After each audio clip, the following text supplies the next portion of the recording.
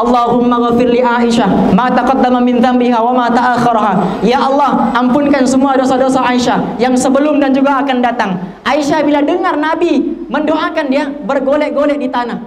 Di dalam hadis sebut apa? Seperti mana bergolek-goleknya binatang. Golek-golek, gembira dia. Bergolek-golek di tanah sebab gembira mendapat doa Nabi. Nabi kata, kenapa sampai begitu Aisyah? Dia kata, wahai Rasulullah, aku terlalu gembira kerana mendapat doa daripada seorang yang doanya tidak akan tidak akan ditolak oleh Allah. Yang doanya pasti akan dimakbulkan oleh Allah. Kata Nabi, wahai Aisyah, demi Allah, inilah doa yang aku doakan untuk umat aku setiap kali lepas solat. Setiap kali lepas solat didoakan kita. Nabi disebutkan di dalam riwayat, guru kami sebutkan apa? Nabi mendoakan untuk umatnya 8 jam, tuan-tuan.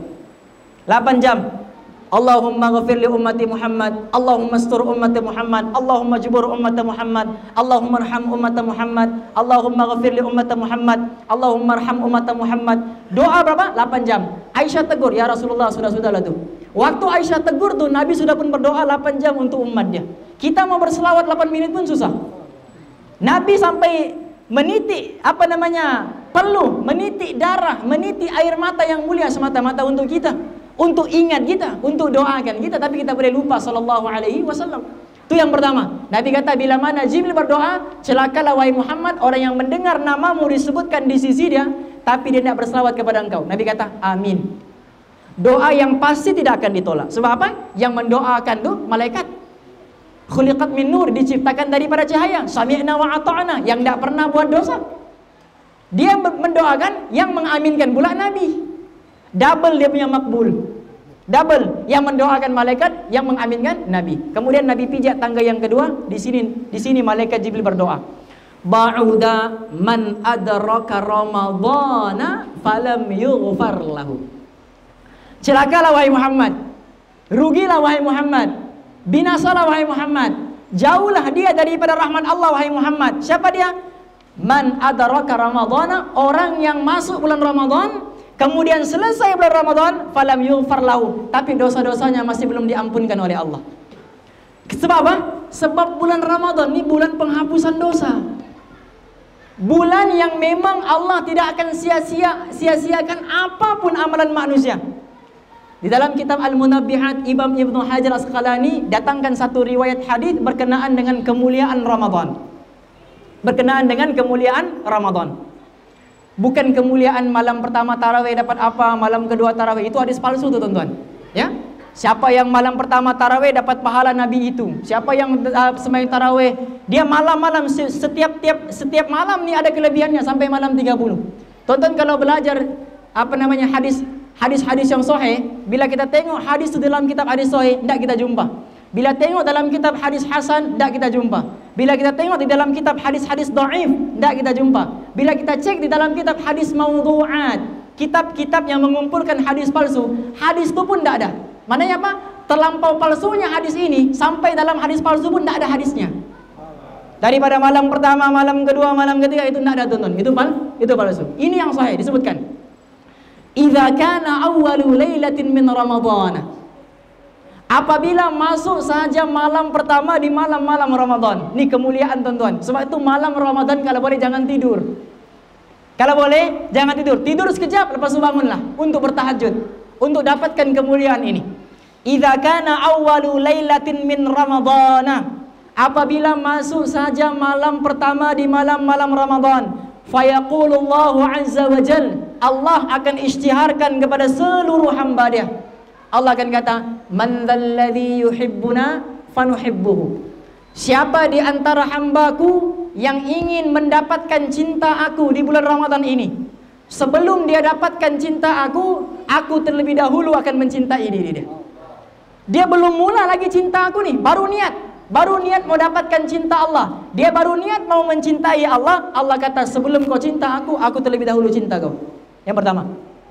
Wa man dzalladzi yastaghfiruna fanaghfir lahu. Dan siapa di antara hambaku yang mengangkat kedua tangannya memohon keampunan kepada aku atas segala dosa-dosanya, sebelum dia mengangkat kedua tangannya, aku telah ampunkan semua dosa-dosa dia. Lihat, tuan, malam Ramadan. Bihurmati Ramadhana, dengan kemuliaan, kerahmatan, kemuliaan bulan Ramadan. Tak cukup sampai situ. Apa di dalam hadis disebut? Faya'marullahu ta'ala al-kiram al-katibina. Allah akan panggil dua malaikat nih. Malaikat Raqib dan juga malaikat Atid. Duduk berlutut sujud di hadapan Allah. Allah akan panggil. Allah akan kata apa? Bi ayyaktubu lahumul hasanat wala yaktubu alaihimus sayyiat wa yamhullahu ta'ala dhunubahum al-madiyah. Allah berkata apa? Wahai malaikatku, bi ayyaktubu lahumul hasanat.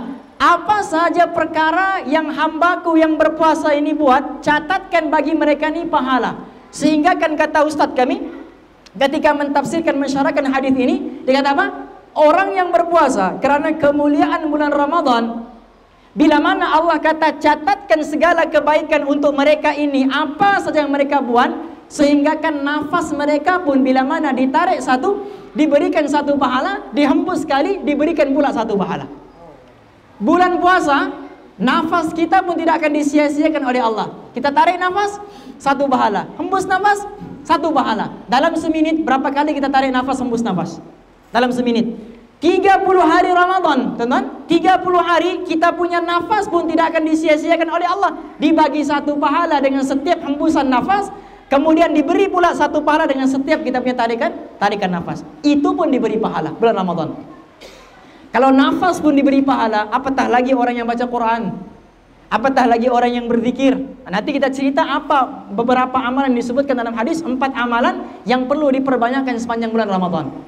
Kemudian Allah bagi tahu, wala yaktubu alaihimus sayyiat. Wahai malaikatku, siapa saja hambaku yang berpuasa, siapa saja hambaku yang berpuasa yang tergelincir melaksanakan dosa, kalah dia dengan nafsunya, walaupun di bulan Ramadan, tapi kalah dia dengan nafsunya, masih juga buat dosa. Wala yaktubu alaihimus sayyiat. Jangan kamu tulis dosanya itu dalam buku catatan amal dia. Kemuliaan, tonton, kemuliaan yang kita dapat dengan Ramadan. Buat dosa pun tidak dicatat dia punya dosa dalam buku amalan. Yang terakhir Allah kata, wa yamhullahu ta'ala dhunubahum al-madiyah. Nabi sebutkan yang terakhir apa? Allah akan panggil malaikat tadi untuk bawa buku amal orang yang berpuasa itu. Fulan bin Fulan, dia sedang berpuasa, bawakan buku amal dia. Dibentangkan di hadapan Allah Subhanahu wa taala. Allah akan kata kepada malaikat, wahai malaikat, coba periksa. Coba cek dia punya buku amal nih, daripada dia lahir sampai umur dia sekarang nih. Cek, ada tidak dosa-dosa dia yang masih belum aku ampunkan, yang masih belum aku hapuskan, yang masih belum aku padamkan. Apa namanya, kata Allah, kalau masih ada dosa yang belum aku padamkan, berkat Ramadan, padamkan ke semua dia. Padamkan ke semua. Sebab itu Nabi kata, rugi orang yang habis Ramadan tapi dosanya masih belum diampunkan. Sebab apa? Sebab bulan Ramadan bulan pengampunan. Sebab itu selesai saja bulan Ramadan, masuk hari yang pertama bulan Syawal, kita panggil apa? Aidil Fitri. Kata ulama ada dua makna Aidil Fitri. Fitri yang pertama makna iftar, berbuka. Hari untuk berbuka. Sebab itu hari pertama Syawal haram untuk berpuasa sunat. Ustaz, saya tidak sanggup tinggalkan Ramadan Ustaz. Terlampau bertakwa sudah saya Ustaz. Bolehkah saya puasa hari pertama Syawal? Haram, tidak boleh.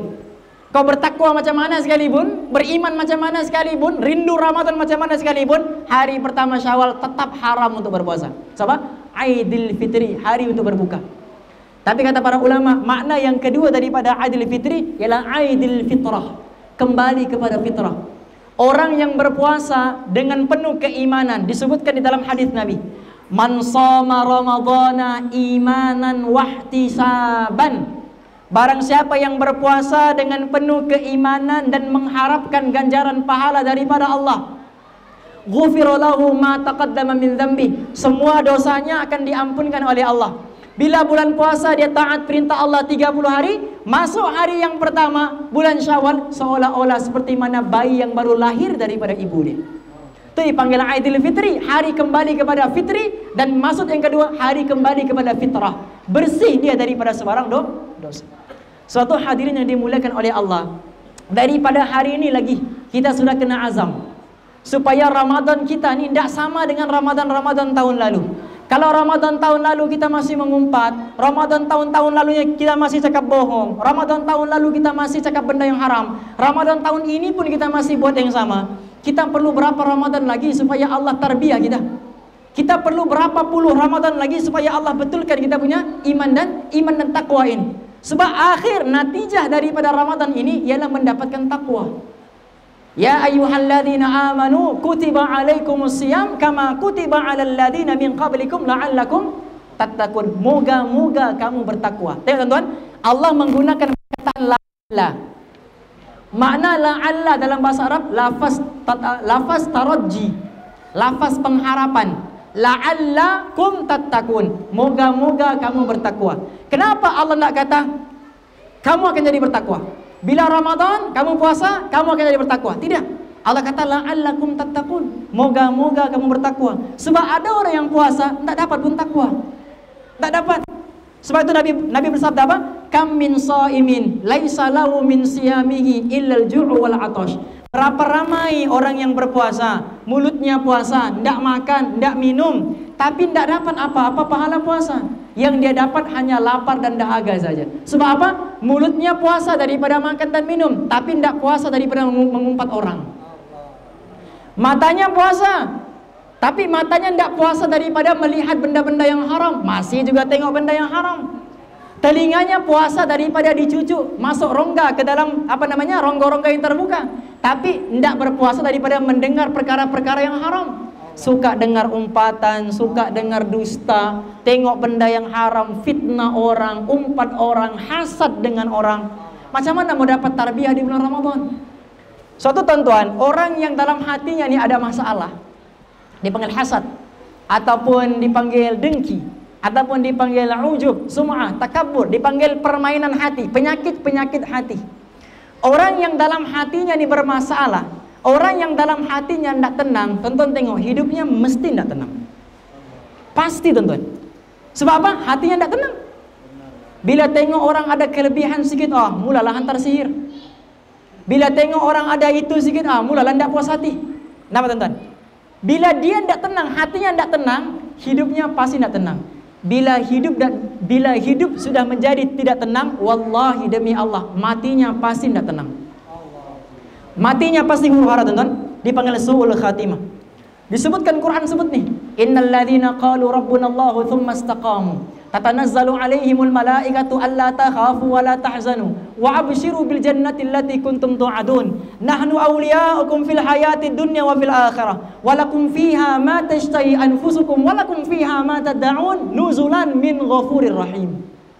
Moga-moga kita dapat kemuliaan seperti mana ini. Orang yang hatinya tenang, Masya Allah. Ada masalah, tapi masalahnya itu dia tidak anggap besar. Dia tidak kata, ya Allah, aku ada masalah. Dia tidak kata begitu. Tapi dia kata apa? Wahai masalah, aku ada Allah yang maha besar. Dia tidak kata, wahai Allah, aku ada masalah. Tidak. Sebab Allah dengan masalah, dia Allah lagi besar. Dia kata, wahai Allah, aku ada masalah. Bila dia mengadu dengan Allah, semua masalahnya yang besar menjadi kecil. Hatinya tenang.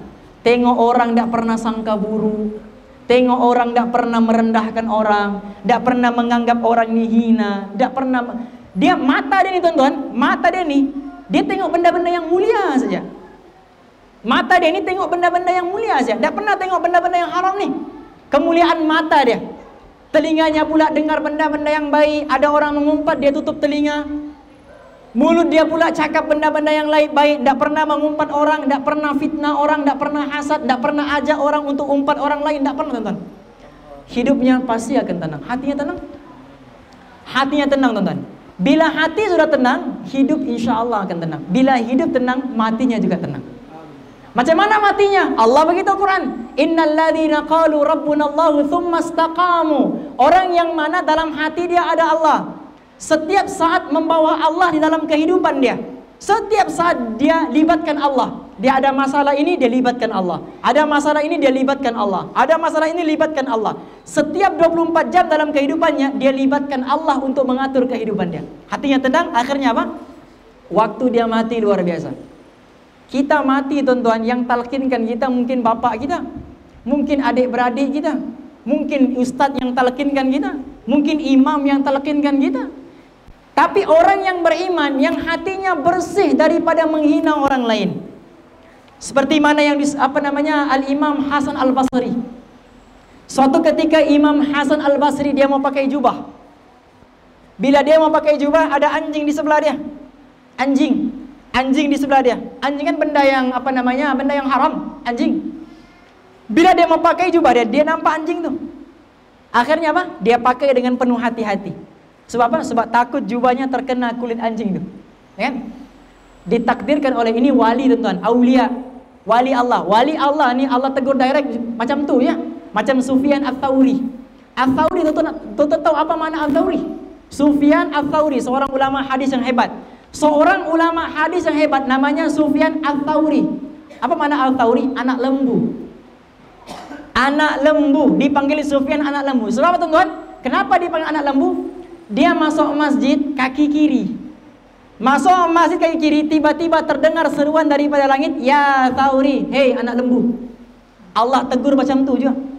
Kita masuk masjid tidak tahu kaki apa, itu pun kita tidak peduli ya? Padahal sunnah dia masuk masjid dengan kaki kanan. Nampak? Tapi janganlah pula tuan-tuan lepas ni duduk di tepi situ tengok. Anak lembu. Janganlah pula. Kita belajar tentang ini untuk tarbiyah hati kita, untuk cek kesalahan kita, bukan cek kesalahan orang lain.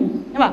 Dia pakai jubah dia berperlahan-lahan, takut-takut sebab takut terkena anjing. Ditakdirkan oleh Allah, hijab telinga dia terbuka, anjing itu bercakap dengan dia.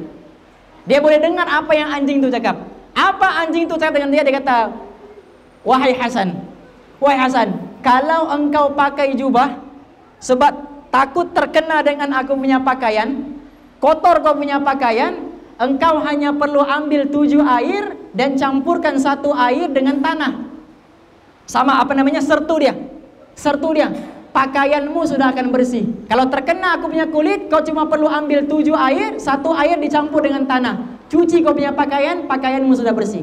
Tapi kau punya hati ini, kalau kau pakai jubah takut-takut kerana anggap aku ni hina, kerana anggap engkau mulia aku hina, hatimu ini kalau dibasuh dengan 7 lautan sekalipun tetap tidak akan bersih. Sebab apa? Memandang hina kepada makhluknya Allah. Anjing itu pun tak boleh pandang hina, walaupun hanya dengan anjing. Ditarbiyah. Jadi orang yang hatinya bersih, dia tengok apa pun mulia.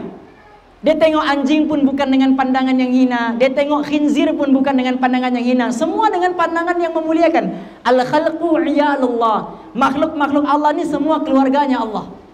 Anjing kah dia, khinzir kah dia, apapun dia, tetap keluarganya Allah. Allah yang ciptakan dia.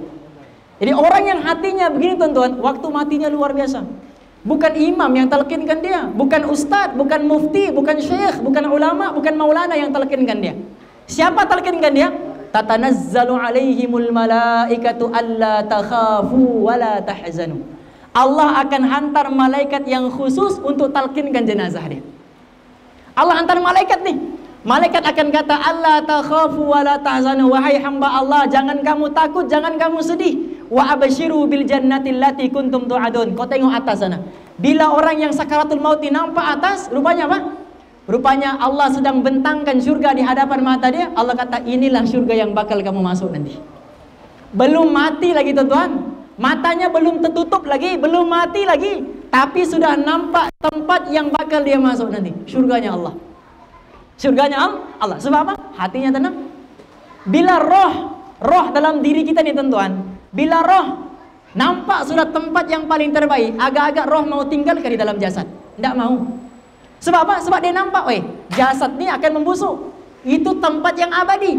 Roh bila dia sudah nampak tempat yang tersangat indah, tersangat cantik, tersangat nikmat, roh itu akan mau masuk ke dalam surga itu sendiri. Sampaikan apa? Sampaikan kata para ulama, rohnya tidak perlu ditarik keluar sendiri. Rohnya tidak perlu ditarik keluar sendiri. Sebab apa? Nampak sudah nikmat, mau terus masuk, mau terus masuk. Tuan-tuan, mati ini sakit. Mati ini sakit. Kata para ulama, kata Nabi SAW, mati ini, sakitnya mati ini seperti mana seekor kambing yang dilapah kulitnya hidup-hidup. Belum disembelih, dilapah terus. Macam mana berteriaknya kambing itu tuan-tuan? 1000 kali lebih sakit daripada apa yang kambing itu rasa kematian itu. Itulah rasa kematian. 1000 kali lebih sakit daripada seekor kambing yang dilampak kulitnya hidup-hidup. Mati sakit. Tetapi orang yang hatinya bersih nih, bila dia sudah nampak surga di hadapan mata dia, nampak sudah nikmat, gembira, tersenyum dia, sampai dia lupa kesakitan yang sedang dia alami. Lupa terus, padahal sakit tuh. Sakit itu pun dia boleh lupa. Sebab apa? Nampak sudah tempat yang abad dan abada selama-lamanya. Tapi orang yang nih, teman-teman, hatinya busuk, hatinya hasad, tak suka tengok. Bila nampak orang mesti menghina, bila nampak orang mesti mengumpat, bila nampak orang ada saja benda-benda yang dia bawa untuk menyedapkan telinga orang. Nampak? Dia tokok tambah itu, tambah ini, tambah cili api, tambah merica, tambah. Nampak? Asalnya ceritanya ubi. Asalnya ceritanya ubi. Sampai orang terakhir jadi putu. Sebab apa? Terlampau banyak di tokok tambah. Asalnya ubi jadi putu, teman-teman. Dia punya cerita tuh. Terlampau banyak tokok tambah. Ini, teman-teman, matinya sakit. Dibentangkan neraka di hadapan mata dia. Dibentangkan neraka di hadapan mata dia. Bila roh nampak tempat yang tersangat buruk, ala inna dunya aradun hadirun ya'kulu minhal barru wal fajir. Ala wa innal akhirata ajalun sadiq yaqdi fiha malikun qadir. Ala wa innal khaira kullahu bihadafirihi fil jannah. Ala wa inna syarra kullahu bihadafirihi fin nar. Nabi sebutkan, semua kesengsaraan, semua kebinasaan, semua kesakitan, semua kehancuran, semua Allah letakkan di satu tempat yang namanya nar, nerakanya Allah. Nampak neraka, apa dia buat? Teman, roh bila nampak syurga, roh terus mau masuk. Tapi roh bila nampak neraka, tidak mau masuk. Sebab apa? Sebab dia tahu dia akan diazab di situ. Jadi roh ini dia mau tinggal di dalam jasad. Dia mau tinggal di dalam jasad sebab bila dia masuk sana dia akan diazab. Akhirnya apa? Roh tidak mau keluar lah. Bila roh tidak mau keluar, apa malaikat buat? Disintak dia punya roh, ditarik. Seperti mana kain, teman-teman, disebutkan di dalam hadis, seperti mana kain yang basah dililit di atas dawai ataupun pagar yang berduri, kemudian ditarik, disintak dia punya kain ini, seperti mana koyaknya kain, begitulah koyaknya roh tadi. Sakit, teman-teman. So itu bulan Ramadan nih, bulan mentarbiah hati kita untuk sentiasa bersangka baik dengan orang, mulut tidak cakap-cakap buruk. Sebab apa? Berpuasa. So itu Nabi bersabda, kam min shaimin, berapa ramai orang yang berpuasa, yang mengaku puasa, tapi tidak dapat apa-apa pahala puasa. Yang dia dapat apa? Lapar dan dahaga saja. Lapar dapat, dahaga dapat, pahala tidak dapat, penat saja. Sama lah macam orang yang tahajud. Kam min qaimin laisa lahu min qiyamihi illa sahar. Berapa ramai orang yang tahajud bangun malam tapi tidak dapat apa-apa tahajud. Yang dia dapat hanya penat dan berjaga saja. Sebab apa? Dia bangun supaya orang panggil, wih bagus dia ni ahli tahajud. Orang panggil supaya ahli tahajud. Buka air, sengaja buka kuat-kuat supaya dengar bunyi air tuh. Supaya orang bilang, wih tahajud dia ni, bagus dia ni. Dia sudah dapat kemuliaan tuh di dunia. Dia sudah dapat pujian tuh di dunia. Di akhirat sama sekali dia tidak akan dapat. Suatu hadirin yang dimuliakan oleh Allah Subhanahu wa taala, Ramadan bulan yang tersangat agung, Ramadan bulan yang tersangat mulia, maka jangan dicemari dengan dosa dan kemaksiatan kita. Jangan cemarkan kemuliaan Ramadan dengan pandangan kita yang menghinakan orang lain. Jangan cemarkan kemuliaan Ramadan dengan telinga kita mendengar benda-benda yang haram dan mendengar benda-benda yang tidak baik. Jangan cemarkan lisan kita ketika mana bulan Ramadan dengan perkara-perkara yang menjijikkan, dengan perkara-perkara yang kotor. Man lam yada qawla zur wal amala bihi falaysa lillahi hajatun ay yada'a syarabahu wa ta'amahu. Barang siapa yang mana masuk bulan Ramadan tidak tinggalkan perkataan-perkataan yang keji. Ramadan masuk nih, tapi perkataan keji masih belum ditinggalkan. Mengumpat masih belum ditinggalkan. Dusta masih belum ditinggalkan. Fitnah masih belum ditinggalkan oleh dia. Man lam yada qawla zur wala amala bihi falaysa lillahi hajatun. Allah sedikit pun tak pandang dia punya puasa. Allah sedikit pun tak pandang dia punya puasa. Ayyada'a syarabahu wa ta'amahu, dia tinggalkan dia punya makan, dia tinggalkan dia punya minum, seolah-olah Allah kata, bagus kau makan, bagus kau minum, bagus tak payah kau puasa. So apa? Puasa juga tapi mulut masih mengumpat orang juga, mulut masih fitnah orang juga. So itu rugi, Nabi kata, orang yang tinggalkan Ramadan tapi dosa-dosanya masih belum diampunkan oleh Allah. Yang ketiga, bila mana Nabi naik atas mimbar, Nabi kata, ba'uda man adraka abawahu. Celakalah wahai Muhammad orang yang mana masih hidup kedua orang tua dia. Orang tua dia masih ada, tetapi dia tidak berkhidmat kepada kedua orang tua ini, yang menyebabkan dia boleh masuk surganya Allah Subhanahu wa taala. Orang tuanya masih ada, tapi dia tidak masuk surga. Padahal surga tuh di depan mata dia sudah. Hanya tinggal khidmat, hanya tinggal berbuat baik, hanya tinggal berbakti. Pintu surga terbuka untuk diri dia. Tapi dia tidak khidmat kepada kedua orang tua dia. Orang tua dia masih ada. Pintu surga di hadapan matanya dia tidak nampak. 3 nih tuan-tuan, ini hadis yang sahih. Hadis yang sahih. Sebab itu, sebab apa saya sebut benda nih? Sebab bila bulan Ramadan akan keluar nih hadis-hadis baru nih. Hadis-hadis palsu yang baru. Nabi bila mana Nabi naik mimbar, naik tangga yang pertama Nabi kata amin, tangga kedua Nabi kata amin, tangga ketiga Nabi kata amin. Sebab apa? Sebab Nabi berdoa, celaka, jangan diterima puasanya orang yang tidak minta maaf kepada kedua ibu bapanya. Jangan terima puasanya orang yang tidak minta maaf dengan jiran-jiran dia. Jangan terima puasanya orang yang tidak minta maaf dengan saudara-saudara dan juga adik-beradiknya. Ini tidak ada di dalam hadis. Tidak ada. Yang ada yang saya sebutkan tadi. Jangan celakalah orang yang dengar nama Nabi tapi tidak berselawat. Celakalah bila orang yang masuk Ramadan tapi dosanya masih belum diampunkan oleh Allah. Dan celakalah orang yang orang tuanya masih hidup tetapi dia tidak masuk ke dalam syurga karena tidak khidmat kepada kedua orang tuanya. Jadi hadirin yang dimuliakan oleh Allah Subhanahu wa taala, saya rasa cukup sampai di sini insyaallah. Moga-moga Allah Subhanahu wa taala berikan kepada kita kemuliaan Ramadan. Allah berikan kepada kita keberkatan di dalam bulan Ramadan. Allah pelihara lisan kita, mata kita, telinga kita, kedua tangan kita, kedua kaki kita.